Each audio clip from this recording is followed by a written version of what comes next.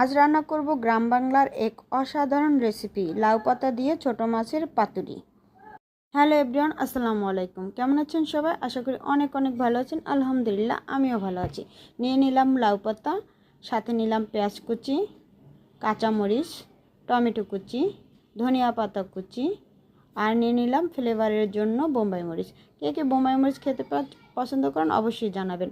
আর আমার এটার ফ্লেভার অনেক ভালো লাগে, কেউ যদি না চান স্কিপ করতে পারেন। নিয়ে নিলাম ছোট মাছ, ভালো করে ধুয়ে ছোট মাছ নিয়ে নিলাম।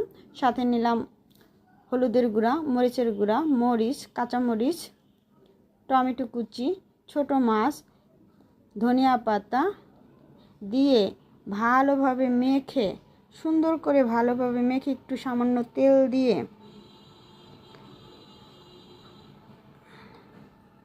সব মশলা ভালোভাবে মেখে কিছুক্ষণ রেখে দিলাম। এবার নিয়ে নিলাম লাউ পাতা। লাউ পাতাটি একটার উপরে একটা রেখে এবার সেই মশলা মাখানো পুরগুলো দিয়ে ভালোভাবে মুড়িয়ে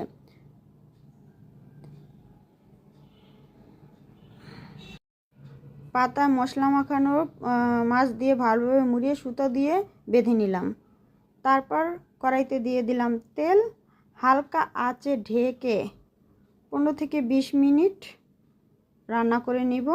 বাস, হয়ে গেল সুস্বাদু ছোট মাছের পাতুরি। সাথে নিয়ে নিলাম গরম গরম ভাত।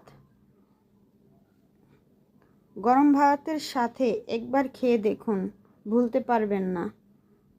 আমার কাছে তো খেতে অসাধারণ হয়েছিল। দেখেন পাতুরিটার কালার দেখেন শুধু,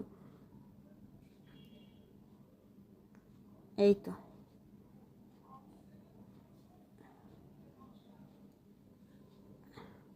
একবার খেলে বারবার খেতে ইচ্ছে করবে। তো ভিডিওটি যদি ভালো লাগে তা অবশ্যই লাইক কমেন্ট শেয়ার করে দেবেন।